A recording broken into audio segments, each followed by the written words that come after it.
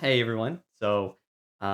This is just a first impressions video of the game Mirthwood.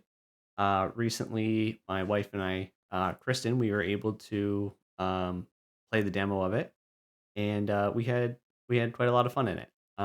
So I just wanted to share my thoughts and go over our first impression with it, and to go over some of the game mechanics. The demo lasted about 1 hour and 30 minutes.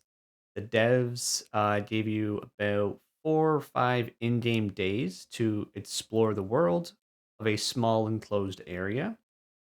To me, I would say this area felt to be the game's starting area. At the start of the demo, you play through a small tutorial level, and it teaches you the basics of the combat, and to tell you a bit of the events and story that are happening in the world around you.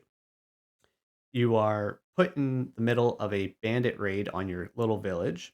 It's not an original plot hook, but it does its job, and you are instantly thrust into your adventure. Um, for those who have played Fable way back in the day, the tutorial felt a little bit like that when the bandits attack your town. It was actually quite funny to see Kristen play through the game. Seeing her get into the combat was very entertaining. Uh, you can do like a thrust and a slash attack and a heavy attack, a leap backwards, and a dodge roll. And I know for Kristen, this type of combat is new for her. So it was funny to see how chaotic it was for her and how she would adapt to it. And I think she did quite well adapting to that. I would say that the combat in the game is simple enough for someone unfamiliar to just pick it up and be able to figure it out and roll with it. Um, I think the devs did so far a very good job with that. From what we saw with the type of combat in the game, there will be melee and there will be ranged. We did not experience any type of magic gameplay, but it could be in there in the full. It could be there on the full release of the game. I hope it is. I really enjoy magic in RPGs. I think it's just a really fun element of gameplay there. Without going into too much spoilers, the tutorial ends with your character going to the freelance, and you enter the main area of the game. You're quickly whisked off to an abandoned farmstead, and this will become your main base of the game. Main base, your farm, whatever you want to call it. This is going to be your main area. Typical to farming sims, the farmstead is in pretty rough condition when you first arrive. As you play and progress through the game, you'll end up fixing it up. You'll gather resources such as rocks, logs, ores. You'll cut the fields, you'll plant crops, you'll ranch animals, you'll build crafting stations, and so on. Whoa, what is this? You know what this is? It's me sponsoring my own video.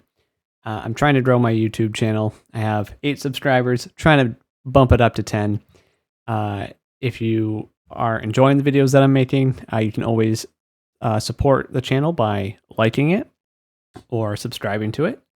And we also have set up a Patreon.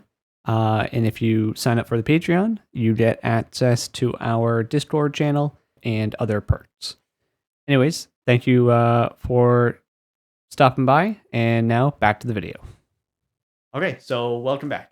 The next thing I want to go over is the art style of Mirthwood. The game has a hand painted art style, which is fine. I think it looks great. Um, so kudos to those artists who came up with that style. It looks good, and they've implemented it pretty good.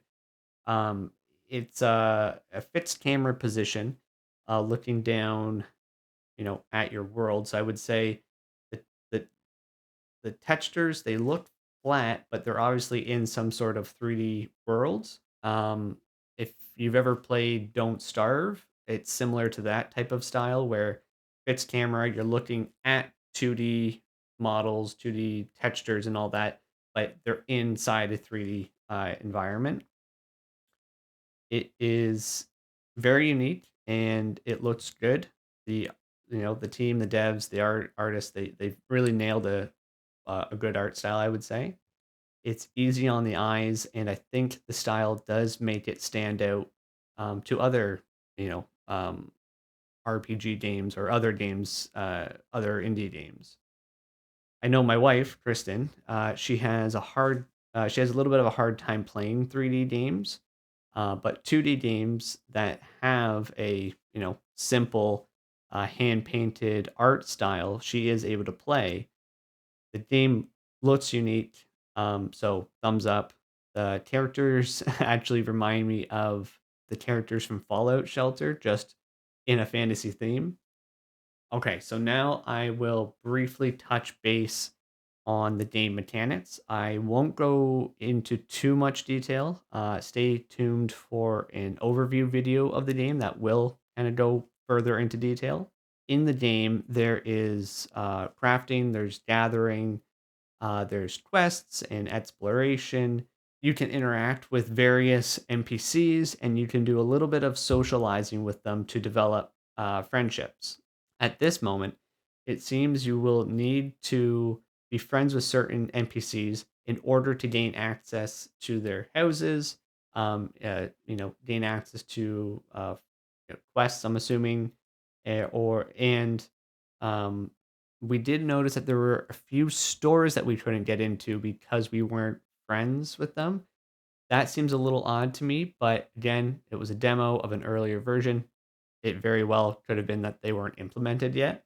Interestingly, though, the game did mention that townsfolk can die, and if they do, they will be added to that town's specific graveyard.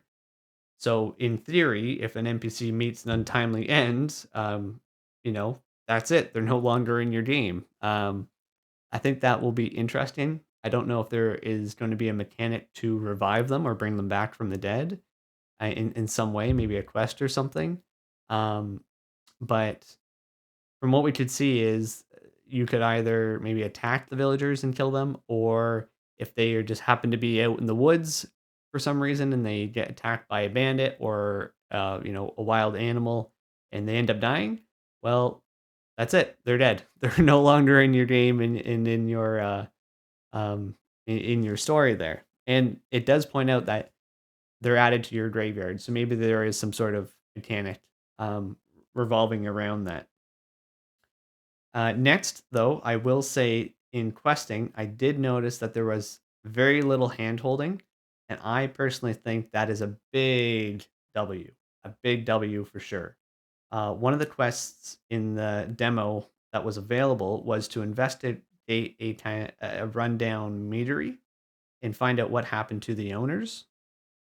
The quest description gave you the direction to go, but there was no indicator on your map or a glowing trail leading you to your objective. There was very little handholding. Um, and when we arrived, we needed to find uh, the clues by interacting with the things throughout the area. Again, though, like it didn't hold your hand. Like the items that we were looking for, they weren't like there was not like a little glow about them to say, "Oh, this is it." They just looked like normal pieces of the environment, and uh, the only way you would have found them is by investigating. You had to use your brain a little bit and go around and look, use your eyes and piece things together.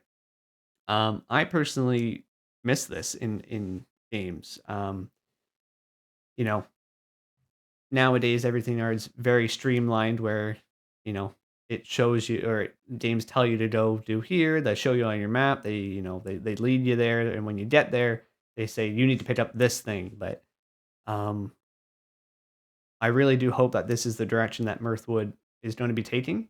Um I liked it, Kristen liked it. There was, an element of puzzle solving, and when we did solve it, we did have that satisfaction with it. Now that said, the game was only a demo and it's not It's not fully released yet, so that could be something that they're changing. I hope not, but who knows?